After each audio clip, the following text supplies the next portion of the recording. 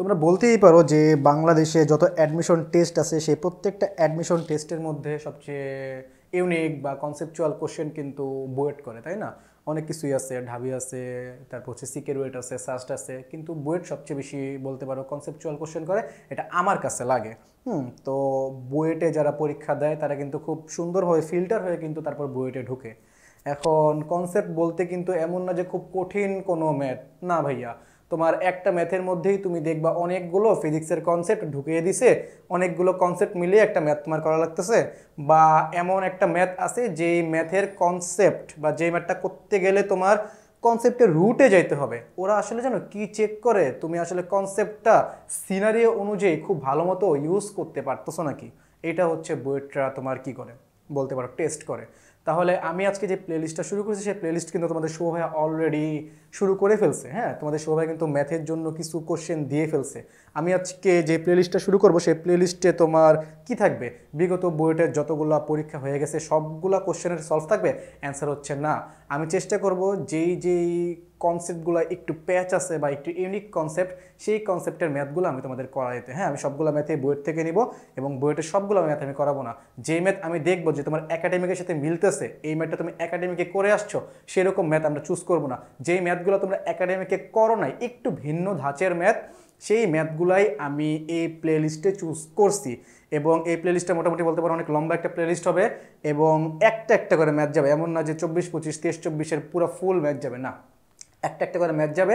এবং এই একটা একটা করে ম্যাথে আমরা কী দেখবো, ম্যাথটা কীভাবে অ্যাপ্রোচ করতে হয়, কিভাবে তোমার কনসেপ্টটা বিল্ড আপ করতে হয়। এই কনসেপ্ট তুমি যদি মনে করো এখান থেকে যদি শিখে যাও তাহলে কি হবে, এই ম্যাথটাও পারলা, সাথে এইরকম রিলেটেড বা এরকম কনসেপ্টের রিলেটেড যে ম্যাথগুলো আছে সেই ম্যাথগুলোর জন্য তোমার আইডিয়া গ্রো হলো। ঠিক আছে, তাহলে আমরা আমাদের যে প্রথম ম্যাথটা চুজ করছি সেটা হচ্ছে বুয়েট 23-24 সালের ম্যাথ। তাহলে দেখো আমি এখানে একটু মার্ক করে রাখছি। কি বলছে, একটি ঘনকের ঘনফল 50 সেন্টিমিটার বাহুকে 49 সেন্টিমিটারে পরিবর্তন করতে কাজ বের করতে বলছে, পীড়ন বের করতে বলছে, একক আয়তনে সঞ্চিত শক্তি বের করতে বলছে। আচ্ছা, আমি তোমাকে সহজভাবে একটু বুঝিয়ে দিই। মনে করো তোমার কাছে একটা বাক্স আছে, এই বাক্সের মনে করো এইটা হচ্ছে এক বাহু। বাক্সে তো 6টা বাহু থাকে, তাহলে প্রত্যেকটা বাহুর দৈর্ঘ্য হচ্ছে 50 সেন্টিমিটার। এই 50 সেন্টিমিটার বাহুকে তুমি যদি 1 সেন্টিমিটার কমায় 49 সেন্টিমিটার করো, 50 সেন্টিমিটারকে তুমি যদি 49 সেন্টিমিটার করো, তাহলে তোমার কি পরিমাণ কাজ করতে হবে, কি পরিমাণ পীড়ন দিতে হবে, একক আয়তনের সঞ্চিত শক্তি কি হবে, এটা আমরা বের করব। তাহলে দেখো এটা অনেক বেশি কঠিন না, সহজ একটা ম্যাথ। আসো আমরা ধাপে ধাপে এই ম্যাথটা করার চেষ্টা করি। আমি তোমাদের এই ম্যাথটা একটু লং কাটও করাবো, যেটা তোমাদের বুয়েট স্ট্যান্ডার্ড, তোমরা এভাবে দিলেও হবে।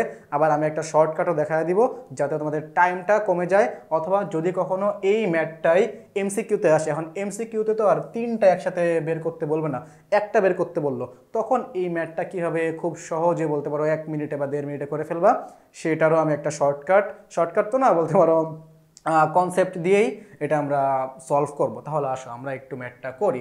দেখো এইখানে তোমাকে প্রথমে বলছে প্রযুক্ত পীড়ন কত, তাহলে আসো আমি প্রথম পীড়নটা বের করার জন্য সূত্র ডেভেলপ করি। তাহলে আমরা কিন্তু ভাই জানি যে আয়তন গুণাঙ্ক বাল্ক মডুলাস সমান সমান কি বলতো, আয়তন পীড়ন ডিভাইডেড বাই আয়তন বিকৃতি।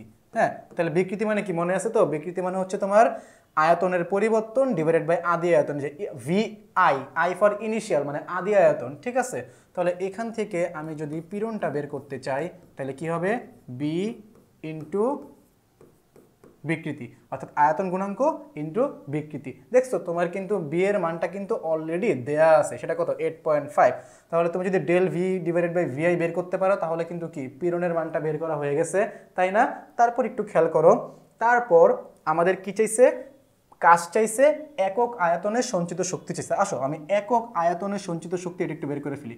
আমরা কিন্তু জানি একক আয়তনের সঞ্চিত শক্তি সমান সমান কত, হাফ ইন্টু পীড়ন ইন্টু বিকৃতি। এটা কিন্তু তোমরা কিন্তু অলরেডি সবাই কিন্তু জানো, হাফ ইন্টু পীড়ন ইন্টু বিকৃতি।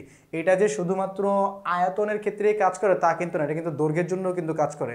যে একক আয়তনে তোমার সঞ্চিত শক্তির দৈর্ঘ্যের জন্য কিন্তু সেম, হাফ ইন্টু পীড়ন ইন্টু দৈর্ঘ্য বিকৃতি। শুধুমাত্র এখানে কি হবে, পীড়নের জায়গায় দৈর্ঘ্য পীড়ন হবে, এখানে যেহেতু আয়তন পীড়ন আছে আয়তন নিয়ে কথা বলছে, বিকৃতির জায়গায় কি হবে, দৈর্ঘ্য বিকৃতি হবে। তাহলে এটাও তোমরা আশা করি বুঝতে পারছো।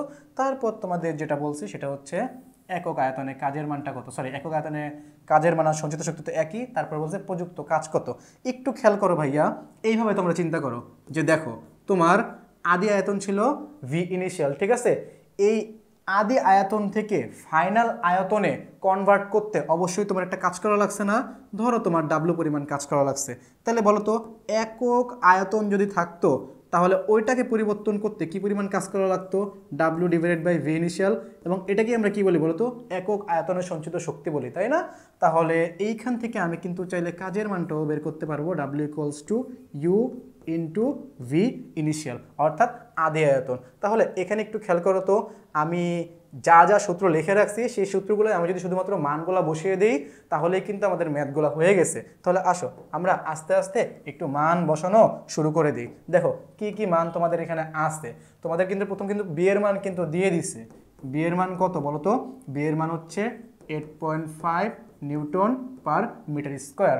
ওকে, বি এর মান দিছে। এখন খেয়াল করো, আমি আদি আয়তন বের করি, ভি ইনিশিয়াল। তাহলে দেখো আদি আয়তনের জন্য তোমার বাহুর মান কত দেওয়া আছে? 50 সেন্টিমিটার।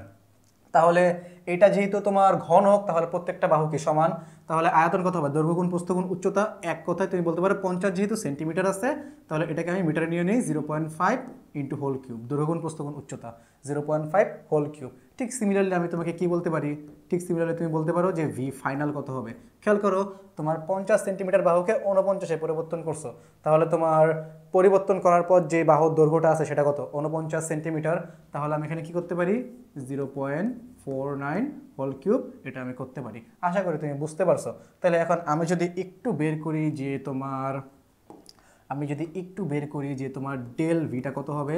ডেল ভি তোমার হবে কিন্তু V final minus V initial. আশা করি তুমি বুঝতে পারছো। ডেল ভি, তুমি যদি ডেল ভিটা যদি বের করতে পারো তাহলে তুমি কিন্তু del V divided by V এটাও বের করতে পারবা, তাই না? তাহলে এটা কত হবে? এই যে ডেল ভি, আচ্ছা ভি ইনিশিয়াল, তাহলে পরিবর্তন ডিভাইডেড বাই আদি আয়তন, তাই না? তাহলে ডেল ভি এর মান তুমি তো এখান থেকে তো বের করছোই। এখান থেকে তুমি কি পাবা? সামথিং মিটার কিউব পাবা, এবং এখানে কিন্তু একটা মাইনাস পাবা। মাইনাসটা মানে কি বলো তো? মাইনাসটা মানে আয়তনটা কমে গেছে, সংকুচিত হয়ে গেছে। ওকে, আচ্ছা তাহলে তুমি যদি এখানে যদি বসায় দাও V final minus V initial, আমি ম্যাথটার আর ক্যালকুলেশন করতেছি না, কারণ ক্যালকুলেশন তোমরা কিন্তু ইজিলি পারবা। ঠিক আছে, আমি জাস্ট তোমাদের কি করে দিচ্ছি, তোমাদের যা যা বের করা দরকার আমি এগুলো বের করে দিচ্ছি। দেখো, তুমি যদি কোনোভাবে ডেল ভি বাই ভি আইটা ক্যালকুলেশন থেকে বের করতে পারো, এই মানটা তুমি ক্যালকুলেশন থেকে বের করতে পারছো, এই মানটা তুমি এখানে বসায় দাও, বি এর মান আছে, তুমি পি এর মান পাইলা, তাহলে দেখছো হয়ে গেছে। তারপর খেয়াল করো, ইউ এর মান তুমি যদি বের করতে চাও, তুমি কি এই যে পি এর মানটা যে পাইলা, এই পি এর মানটা এখানে বসায় দাও, পাইলা। ডেল ভি ভি ইনিশিয়াল তো আগেই বের করে ফেলছো, এটাও কি বের করতে পারলা। সিমিলারলি তুমি যদি এই ইউ এর মানটা যদি এইখানে বসায় দাও তাহলে কিন্তু ডাব্লিউ এর মানটা বের হয়ে যাবে, কারণ তুমি কিন্তু ভি ইনিশিয়াল, এই যে ভি ইনিশিয়াল কিন্তু তুমি কিন্তু বের করে ফেলছো ভাইয়া। আশা করি আমি তোমাকে এই ম্যাথটা বুঝাইতে পারছি। তাহলে দেখো আমি প্রথম কি করলাম, প্রথমে আমি সূত্রগুলো ডেভেলপ করলাম, যা যা চাইছে তা ডেভেলপ করলাম। তারপর আমি কি করলাম বলো তো? তারপর আমার এই ম্যাথগুলো করার জন্য যে যে ডাটা দরকার এবং যা যা বের করা দরকার আমি কি এখানে বের করে নিলাম। দেখো তুমি কিন্তু এখান থেকে একটা টেকনিক কিন্তু শিখতে পারো। দেখো এইটা যদি তোমার পুরো পেজ হয়, হ্যাঁ আমার বোর্ডটা অনেক বড় তাই আমি বড় বড় করে লিখতেছি, তোমাদের কি পেজটা ছোট না? তুমি কি ছোট ছোট করে লিখবা। তুমি কি করতে পারো, চাইলে এই পেজটাকে এরকম 3 ভাগে ভাগ করে ফেলতে পারো। প্রথম তুমি এই ভাগটা কাজে লাগাইতে পারো, এই ভাগটা শেষ হয়ে গেলে এই ভাগটা কাজে লাগাইতে পারো, এই ভাগটা তারপর কি কাজে লাগাইতে পারো। তাহলে এখানে কি হবে, তোমার স্পেসটা বাঁচবে। স্পেস ইউটিলাইজ করা তোমার জন্য অনেক বেশি ইম্পর্টেন্ট। ঠিক আছে, আচ্ছা তাহলে একটু খেয়াল করো, এই তো গেল তোমার লং কাট, এই তো তোমার কি গেল লং কাট। মনে করো এইটাই তোমার এমসিকিউতে আসছে, হইতেই পারে। দেখো এখন ঢাকা বিশ্ববিদ্যালয় কিন্তু খুব স্ট্যান্ডার্ড কোশ্চেন করে।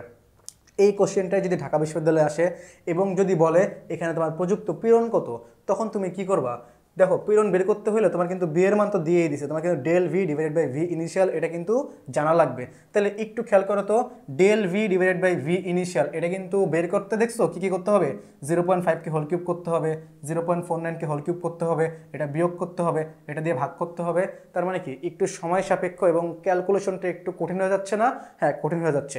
এটার জন্য আমি তোমাদের সহজ একটা টেকনিক বলে দিচ্ছি। এটার জন্য, এটা কভার আপ করার জন্য আমি তোমাদের সহজ একটা টেকনিক বলে দিচ্ছি ভাইয়া।